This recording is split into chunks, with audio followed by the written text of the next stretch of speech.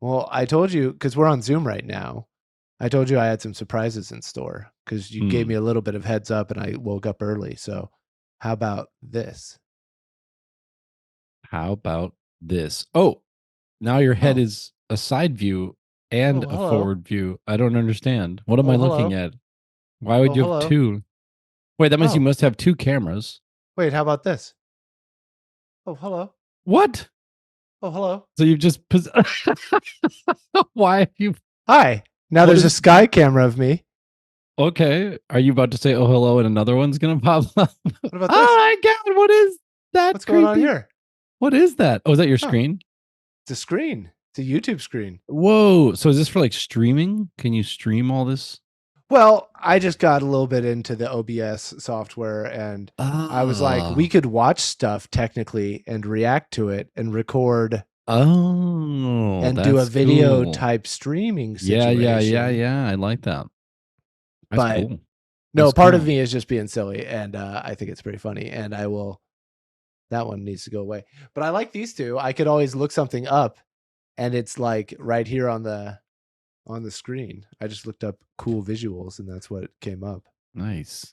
But like we could do stuff this way and it ups the production value. This doesn't have to be in the pod at all. I'm just saying That's for a thing. cool. This is Yeah. this is essentially my cat camera. So if my cats come and do something cute, I can Yeah.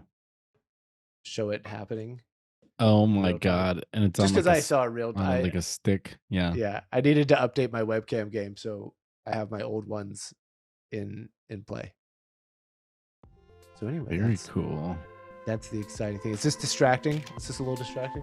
No, it's not distracting at all. I like to be able to see every contour of your skin on your nose. Keeps me focused.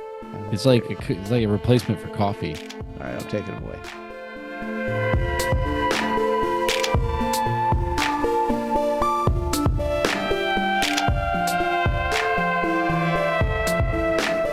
Well, hey everyone. Hello.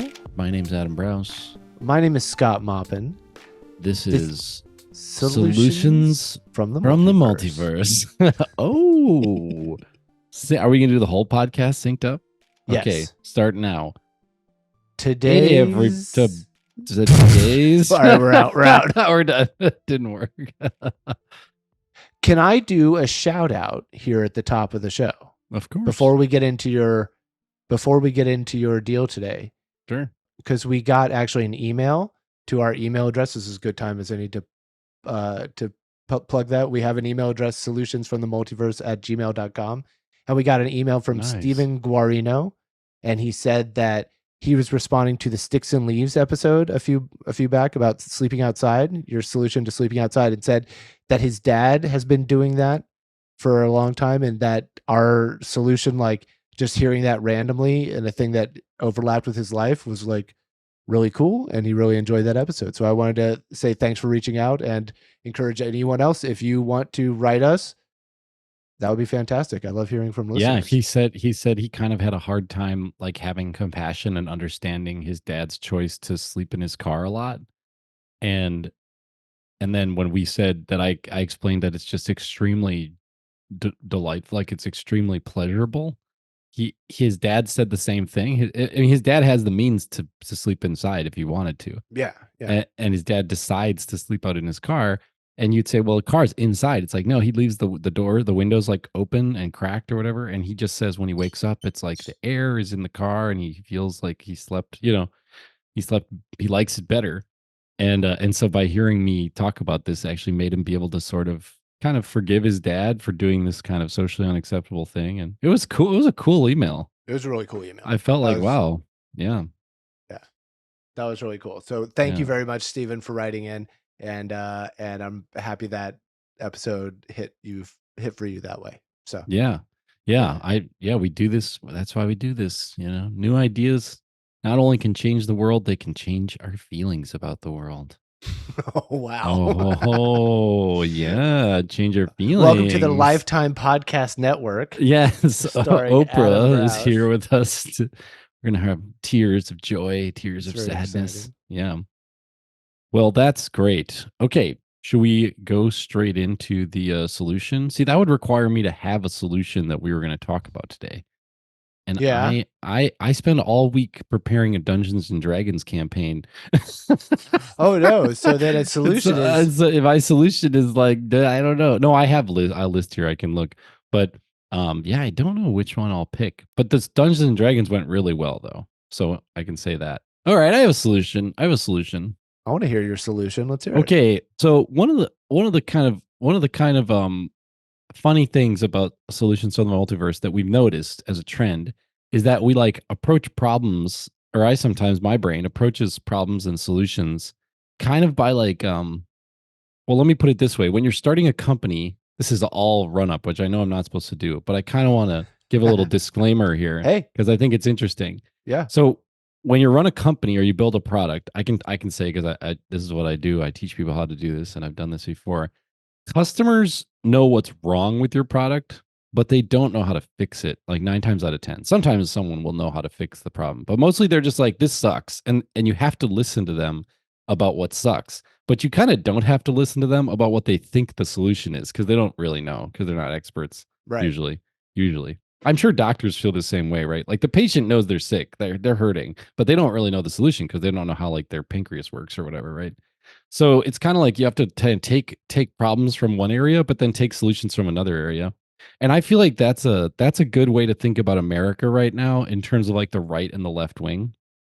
Like I think you should really look at what the right wing says are like problems, or vice versa. Like you can kind of take problems from one side and Mhm. solutions from the other, and kind of create like this interesting, almost like it's a combination of the partisan sides. Anyways, so today we're going to talk about marriage and Okay. family. Because Okay. the left wing has this thing where they're like families are just a construct. People can just come together, come apart. Everyone's just a sovereign, an individual who can like whatever. Okay. But then they also say there's a huge problem with loneliness, and like there's a huge problem with like political power in this country. And it's like, well, the solution to that might be the right wing people saying like the family's really important. And actually it's a solution to a lot of problems. Um, and so I'm gonna kind of try to riff. Like everyone on this podcast probably knows that I'm pretty left wing, but actually I think this question about the family is actually pretty important, like building strong families You and like mm, what the right wing marriages. or aspects of that perspective on this issue. Aspirationally, yes. Aspirationally. I don't like Okay. what they usually come up with for their solutions. Like their solutions are like, so make it illegal for people to divorce. Like that's insane. Like you could be in a horrible situation and divorce would be like the perfect thing in some cases. So why would you do that? Or they do things like, they want to like reduce women's place in the world so Right. that women are like have fewer options. And I'm like, that is so stupid. Like There's that is conflict the between men dumbest. and women in the workplace, and they're like, well, then if women aren't in the workplace, then the conflict's avoided. You're like, no, Yeah, no, no, no, exactly. it's Right, not. right. Or That's wait. that's not No. solving it correctly. That's not the Right. direction. Yeah, exactly. So I'm going to propose just a simple thing that's very concrete because I like that, like plausible, concrete, could be done, and I think it would just improve marriages, especially not whole. I'm not going to go whole families. I don't even have family. I just have Mhm. a wife, but you know, and that is this. Okay, so I got married recently, about this year past, coming. Yeah, Congratulations. thank you. And we went to no matter how you do your marriage in California, at least you have to Yeah. like go to the state house and like get the paperwork, like the marriage Right. license, and then you have to like get it signed and then drop it off again. There's a And for legal us, aspect of it that makes it official. yeah. Yeah, Yeah. and for us, like I just did that all in person because it's like a 20-minute bus ride up the road. So instead of like mailing it and wondering, oh no, is it in the mail? I just physically like carried it there and did this, Right. or physically went and got it, physically went and brought it back. Okay. And that means that the state house has like a contact point with like almost everyone who gets married, right? The state has this contact point. Sure. Okay. Yeah. And they leveraged that to give me a packet. They gave me this like packet that was like, like 10, maybe like 6 pages long. Or no. It was shorter than that. It was just like a trifold brochure. And they're like, Okay. you're getting married. Here's this trifold brochure. And it was like, you're getting married. California, government trifold packet. Okay. 80% of this thing was like, it literally, this sounds crazy, but 80% of this, like 3 of the trifolds of the 6 trifold sides said how to not get STDs from your partner. That's what it was. That's And then the a other leading concern. yeah, and then the other sides were like, how to turn in your paperwork on time, like for this marriage licensing stuff. And then like there was like a few like support lines for like domestic violence, and then that was it. That was the whole thing. And I was like, wow, what a missed opportunity. What the heck? I mean, I feel like it is important not to get STDs from your partner. I just don't know how okay. pressing that concern is for most and newly married people, maybe. I mean, sure, I'm not denigrating, health and whatever. Maybe that is a problem for a lot of people. Great. I mean, sure. But, and sure, include that. But there's so much. Okay. So my solution today is when people get married, Yeah. the California State House should give them a 40-page book. Okay. This is like not a hard, this is like a $1 Right. cost. Okay. A 40, 50 page book, and it's like a little booklet, and it has pictures, and it's super easy to read. It's in Spanish and English and Chinese and Tagalog, right, or whatever. You can get any available in any language you need. Available in any language. Yeah. And when you open it up, it's like, here's how to be married. Oh no. No, I think this is like that should be doable in 40 pages with pictures. Absolutely. No, honestly, I think it is. I think you can boil it down to like, I mean, not obviously how to be married. Okay. So what's on page 1 of How to Be Married by Adam Browse? Well, I mean, there's a lot of nice things, that you could say. I mean, I'm not saying you necessarily would cover everything, and it's an ocean of human experience, right? Anything it's got to be better than here's nothing. 70% on how to not get STDs, and by the way, here's maybe don't get domestic violence at the same time. Yeah, it's got to be better than that. So what else would you include?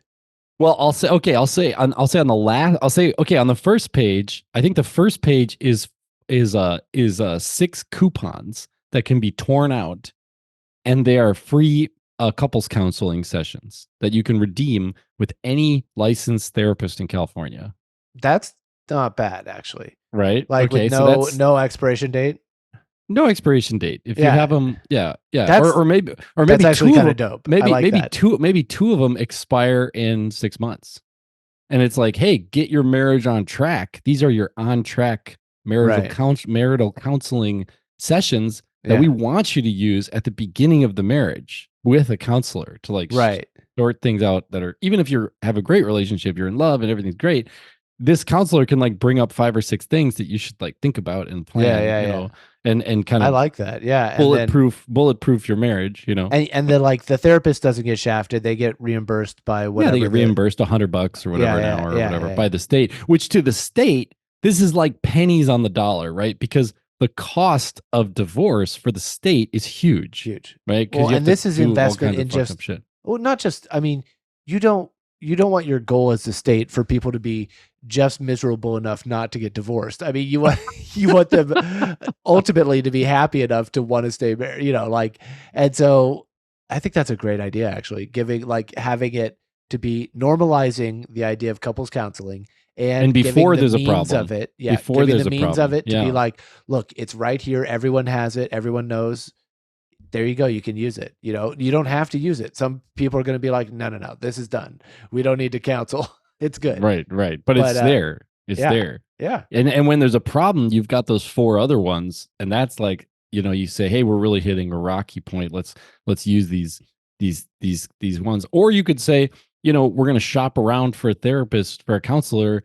We can use each one as a test session. And now we can find a really good counselor or whatever, whatever. Can I ask a dumb logistics question? Sure. Are these coupons personalized to my marriage?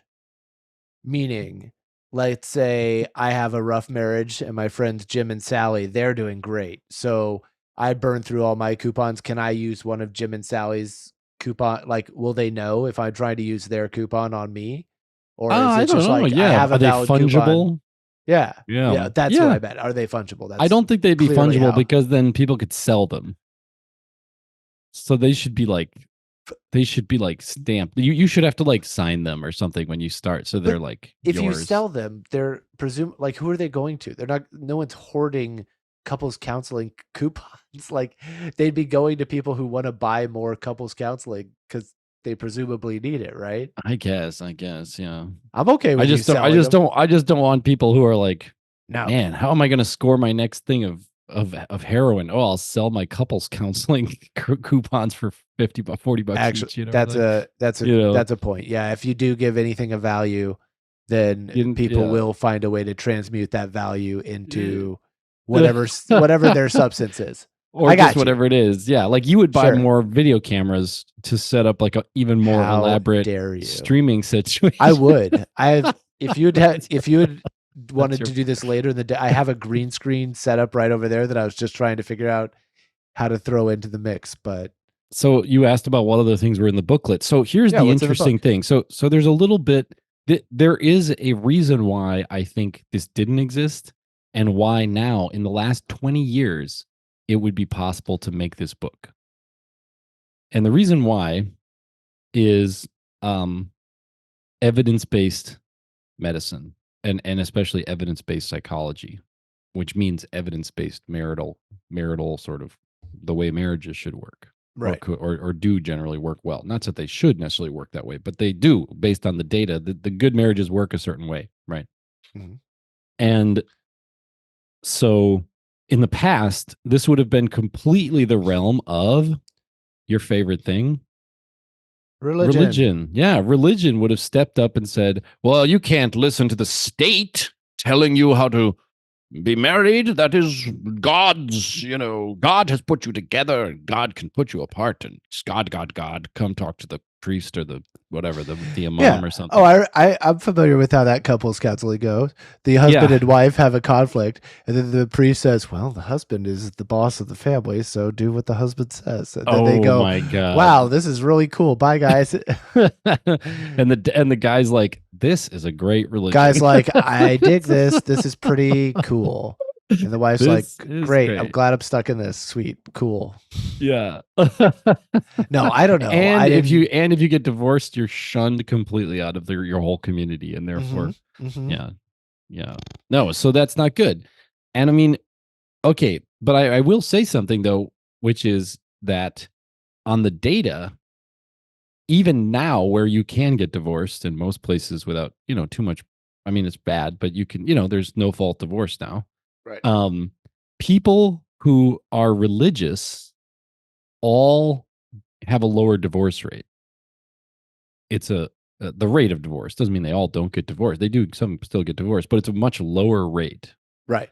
And the interesting thing is it's all religious people. It's not like one religion does it and another religion doesn't. They all have a lower divorce rate.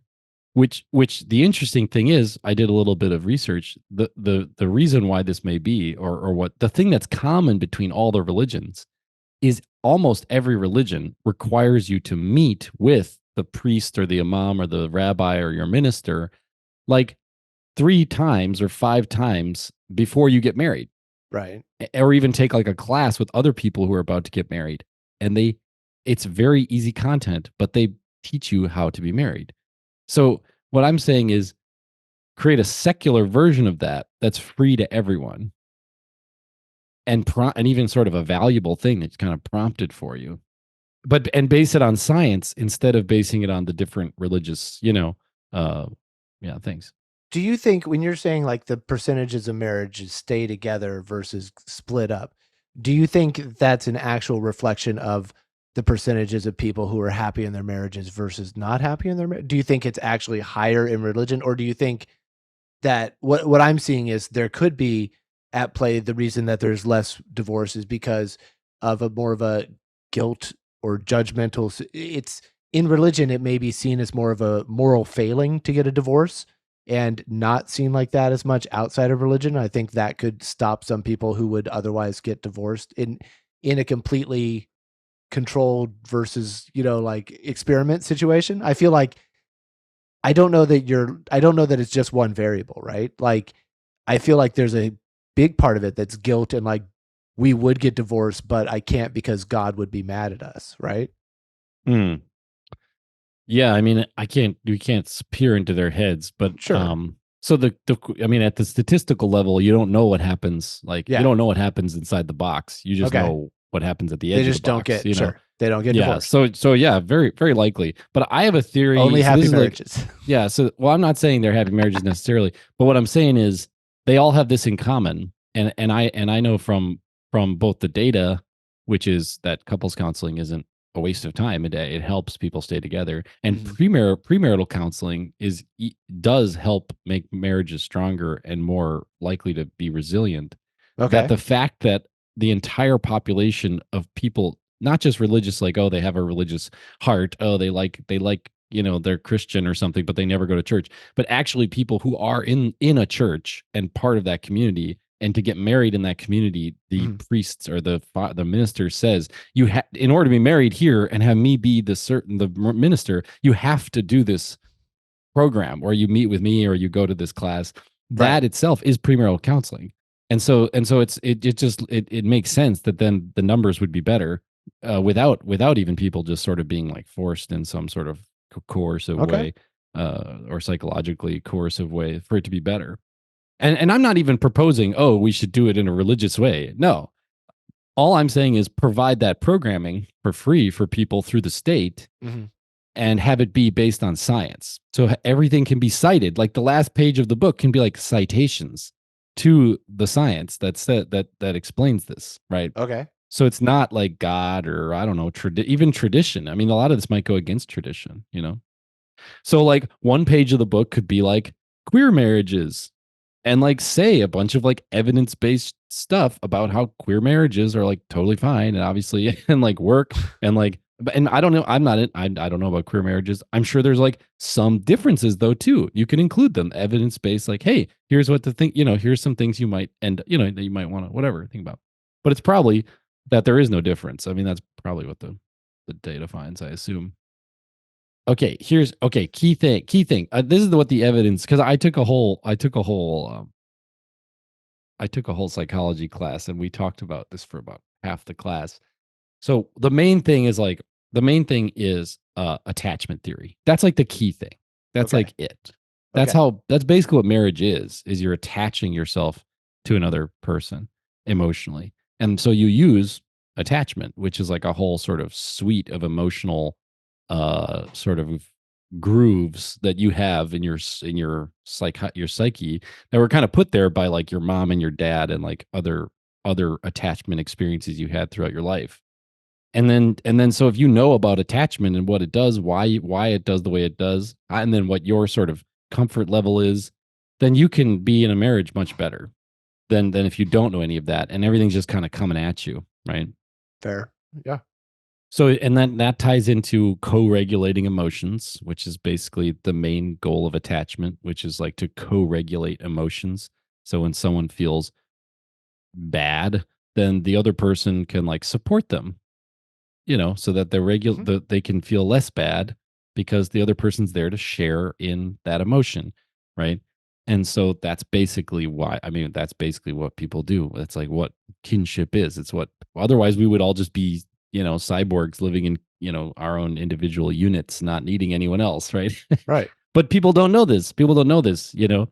Some people might think um that their partner should feel everything they're feeling.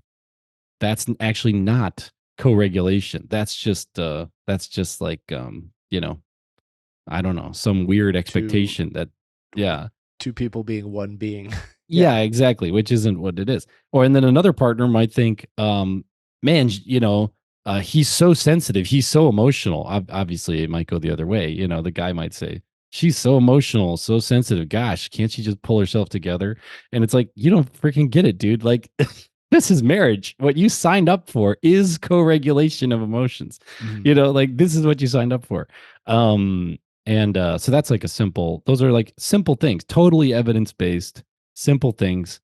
Okay. It would actually be a big improvement on what the religious people are teaching, I'm sure. I mean, although I think they're probably teaching a light, sort of sprinkled version of this with like God over the top, Yeah.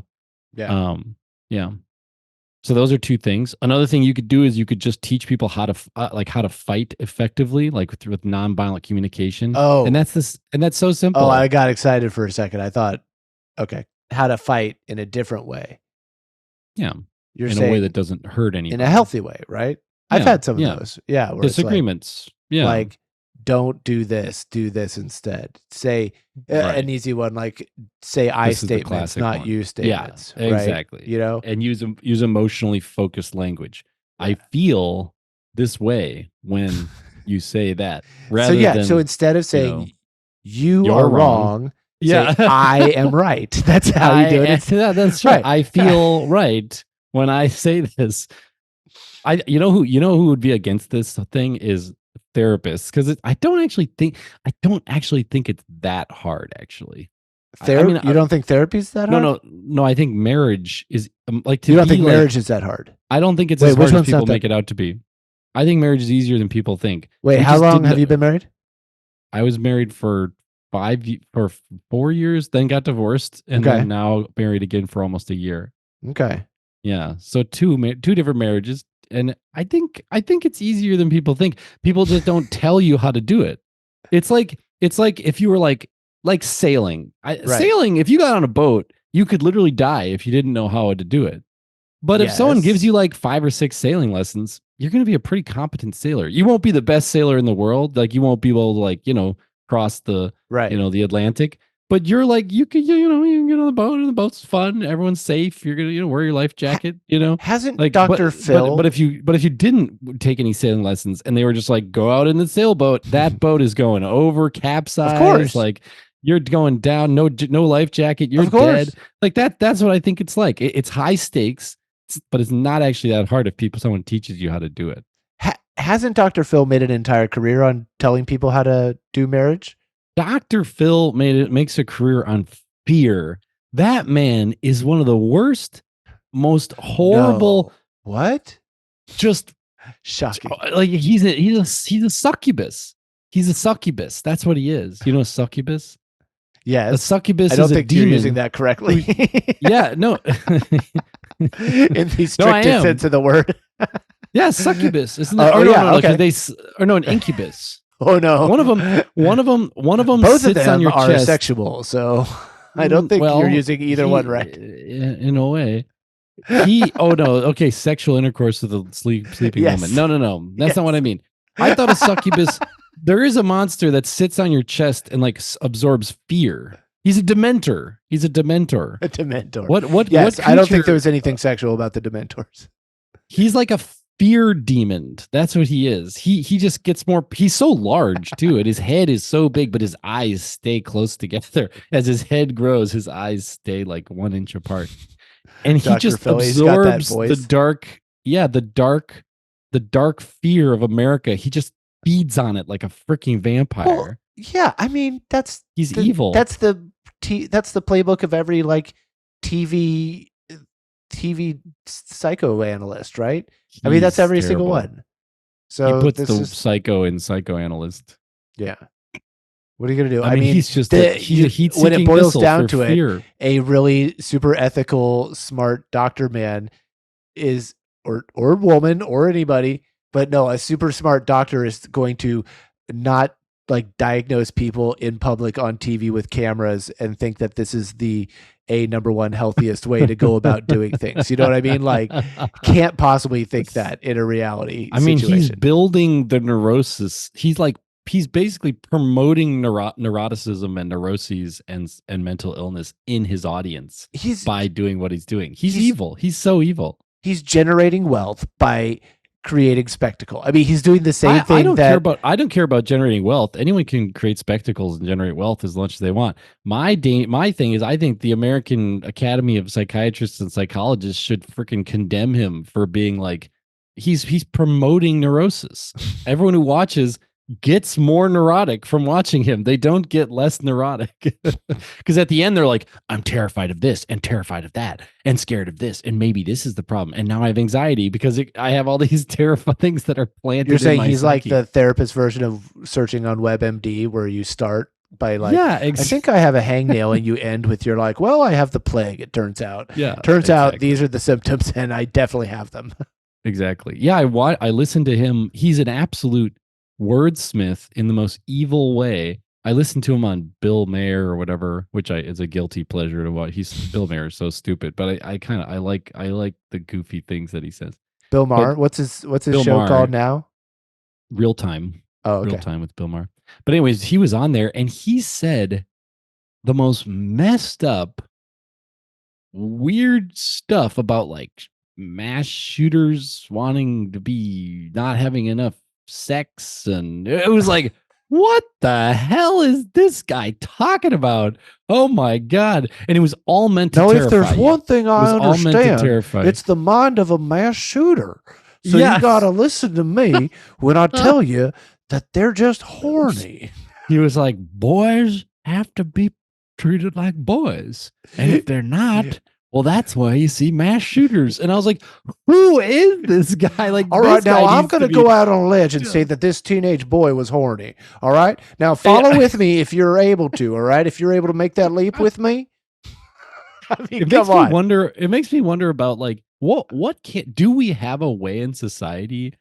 I guess it's like the dangers of freedom of speech, right? Is that if someone just is a horrible monster, but they say things that are sort of whatever, like they have this sort of platform, you just can't stop them, even if they're hurting people. It's so weird. I mean, charismatic nudniks getting an audience has been a long time thing, right? That's America. That's America. I was going to say since they invented microphones, but before that, it was people standing out in the quad or whatever, the public forum, and shouting into megaphones. And then like, and that's where some of the, the original philosophers, I'm sure back in ancient Greece, the smart ones were sitting there.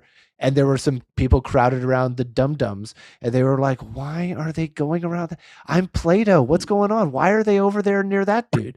Like, what's going on over here? I think it's just been a problem forever. I think it's just a human thing. I wonder, I know people who are like free speech, really radical absolutists are not going to like this, but if you could prove, which I think you definitely could, that his content actually makes mental illness.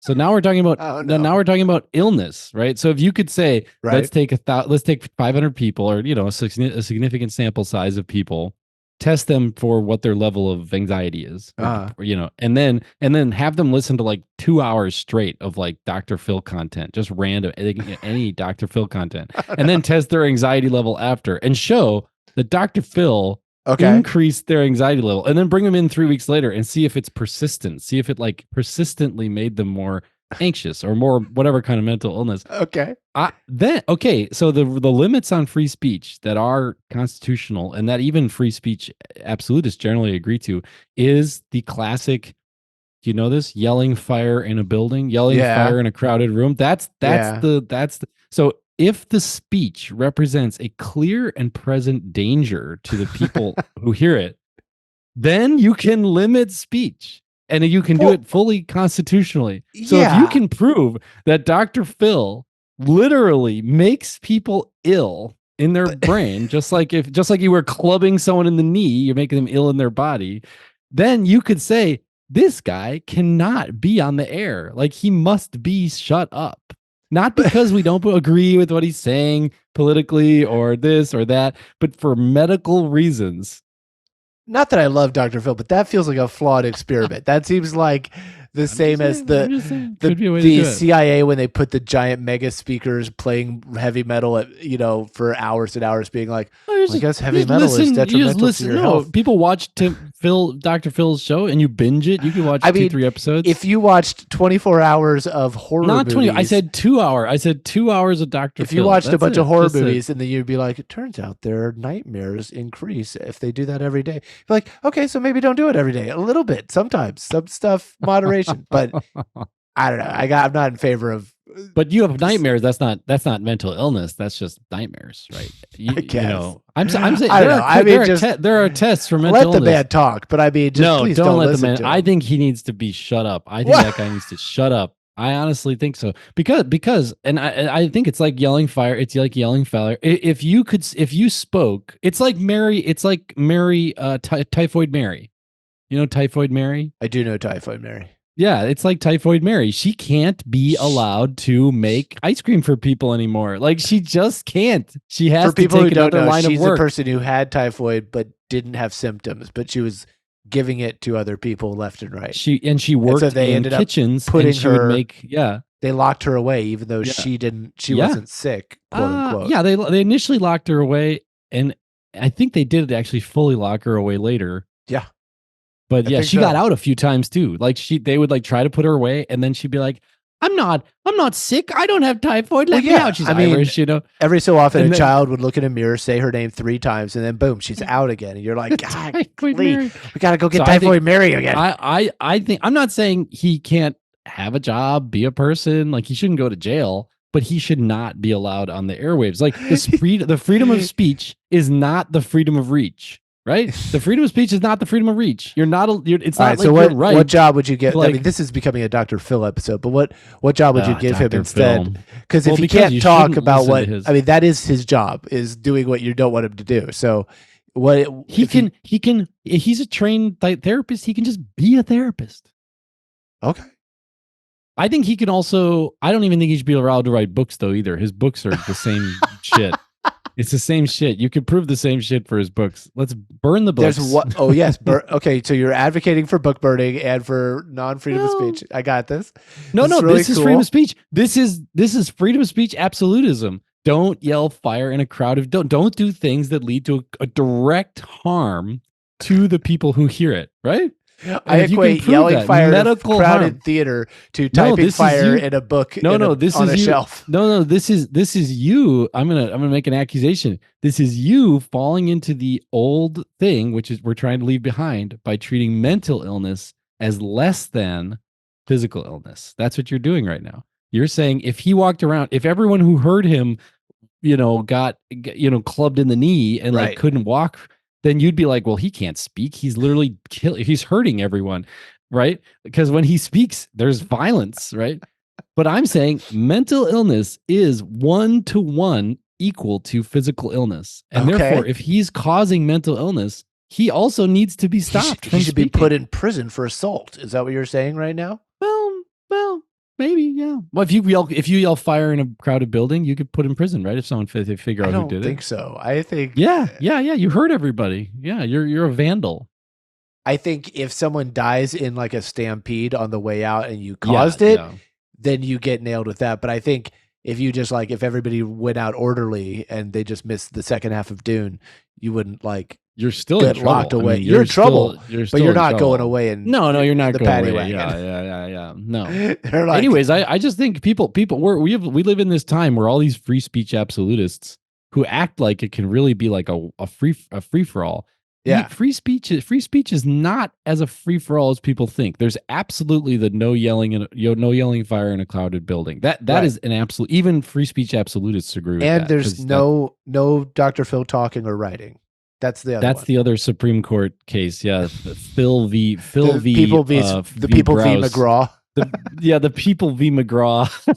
That's a good one. Okay, we don't talk about Dr. Phil anymore. Yeah, we're talking about marriage. So free pro bono marriage counseling and a marriage booklet to strengthen marriages. And remember, this is not religious and it's not right wing. It's not demoting the prestige or the status of women. This is just supporting marriages so that marriages can succeed. I do. I love that. I love the coupon for counseling to have that resource available. I really do. And I have to say, I got that from Andrew Yang. He said that on the campaign trail when he was running for president. It's smart. I love it. Brilliant. It's really smart. Yeah, it's a good one. All right. So But the what are other booklet would work pages? too. Just Okay, like other how to pages fight, of the book. how How to to, fight. you know, Yep. how to split up di- division of labor, right? Would that be one? Yeah, maybe. I mean, finances should be a Finances is a page. huge thing. Yeah, or I think you could give people like options. You could be like, here's one way to do your finances, everything combined, and here's how you pay into it, and here's how you pay out of it, and here's how you deal with differences of opinion. Another way could be what I recommend, which maybe this is like a sort of sub solution in itself, which is the proportional method, where each person can make more or less money, but the people pay into group, group financial decisions proportionally based on Yeah. their after tax income.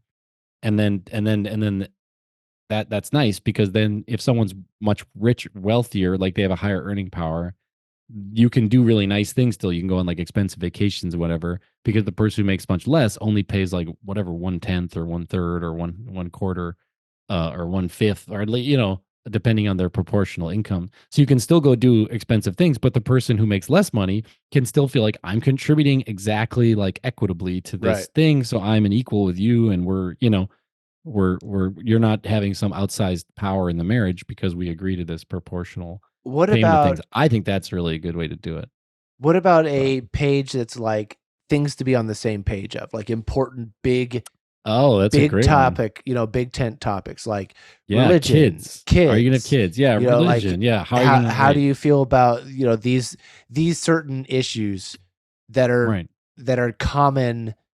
I guess there's probably data. You're an evidence guy, so there's definitely data on like different issues that people fight over the most. I think money is always number one, but like there are other things like that are just important issues to be like, hey, you may have already had these conversations. You may already know you're on the same page, but just in case, here's a list of topics that like kind of come up in people's things. Maybe, broach these things and see if you guys are how you feel them out and make sure you guys are on the same thing. Cause otherwise it's like a ticking time bomb for later.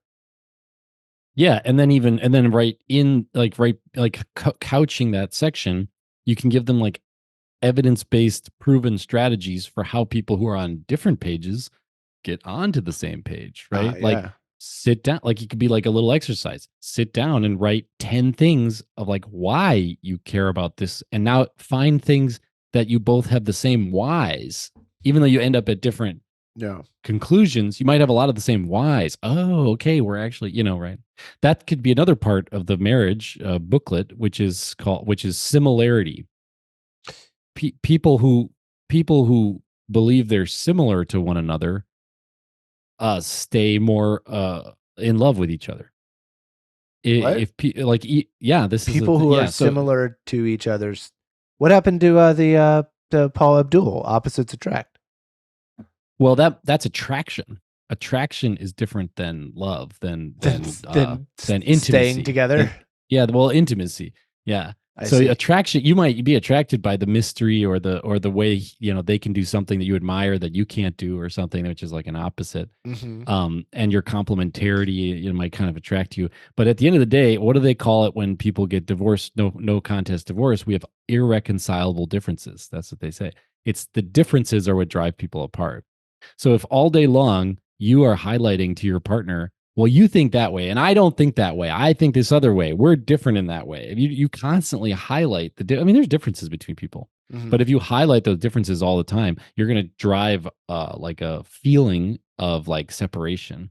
Whereas if you're always emphasizing that there's ways that you're similar, then you'll be driving together constantly. So in the face of, we have all these differences, if you focus on the similarities, you'll do better. Okay. Well, Yeah. so So we so got the pages of the thing delivered. Would this be an app? I mean, could it just be an app with different pages as well? It seems like there would be a digital version of yeah, this you for could sure. publish the digital version PDF that anybody could get and download and print, but then you could just have stacks of these books at the state house. And when people got married by mail and you had to mail it to them, just slip it in the mail packet and send it with them. So there's all this great evidence based research just in people's homes.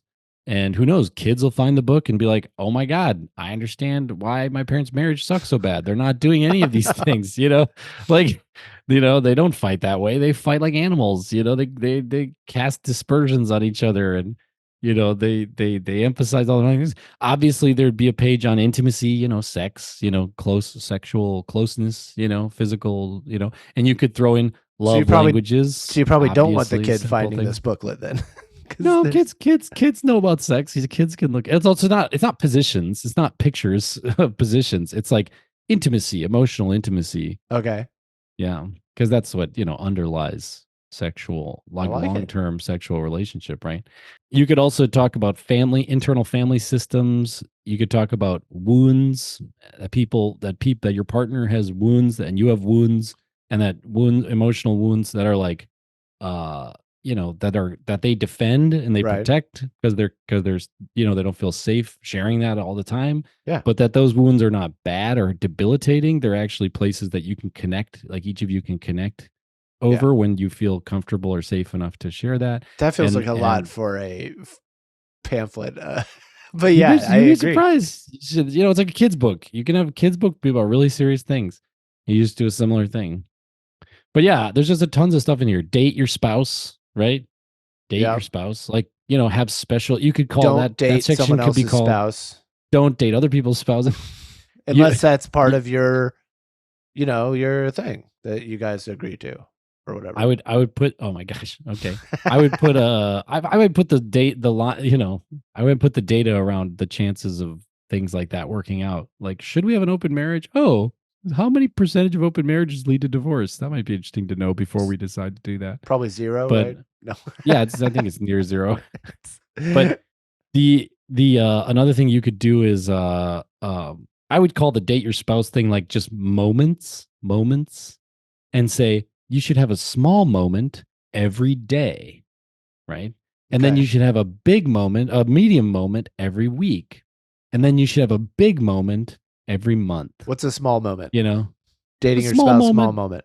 a Give small me an moment, like example. your wife comes home, and you pull her aside, and you sit, and you don't no one has their phones out, and you sit facing each other, and you ask them how their day was, and they say it was really tough, and you like co-regulate that emotion. You say like, oh, that sucks, and you don't give any, so obviously no solutions, no nothing, just, oh, that's tough, and then she goes, and she feels so much better because her emotion Small got moment. seen, and Okay. yeah, and it's a small moment, and she's like, God, I'm glad I'm married. My husband's great. This is great. And then, and vice versa. The husband feels great because the wife, Okay. co-regulated his feelings too. He might Me- say all day long, I was whatever, and now you're So here. Thank God. okay, so now what's a medium moment? Once a A week medium medium moment moment? might be like, date night or some kind of thing where you maybe go somewhere, you do something special in the Foot house together, massage? just you. Sure, a little foot massage, maybe like a sexy time session that's special, like maybe, like a few candles or something. Just make it a little something a little, it can't just be like rote. It has to be like something a little special every week that Okay. And connects then you. It's a just big you. moment, a monthly moment? Big moment would be like, like something where it's extra special, where you really go out of your way to do something. Each of you go out of your way to do something special. But yeah, so that would be called moments. That would be one page of the book. Okay. um I think our book's up to about 8 pages long now. I know, and we've already covered like the most important Everything things. you need to do. You I mean, the fighting thing and the attachment theory, that's it. That's like 90%. And the Sure. co-regulation of emotions, and then the sex stuff and a little bit of money stuff. I mean, that you basically are covering your bases. Sure. Anyway, so I think California should write this up. They should make a secular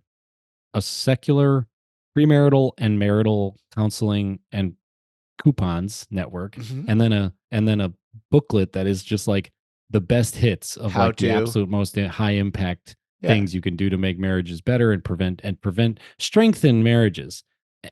I think maybe part of the book would be like when things go off the rails, like there could be a little section on adultery, and like you could also tell people the data on adultery. I think data helps a lot. What percentage of marriages struggle with adultery, and Right. what percentage of them don't get divorced? Make people realize that there's a world in which people make mistakes and they forgive each other and they're fine.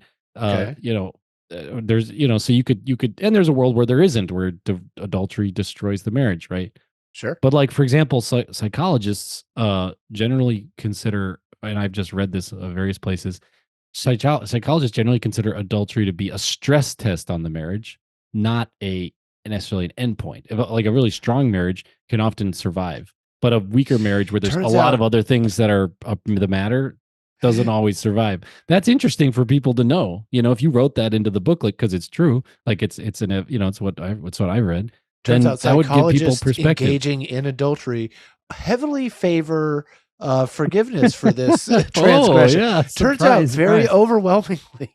Like, what's the dating? You see the people who are like not a problem, then you look into their personal life and it's like, oh, there is some Oh stuff happening. wow, yeah. There's some biases here. Do you want to hear the story on adultery? This is almost The universally story on what I read. adultery?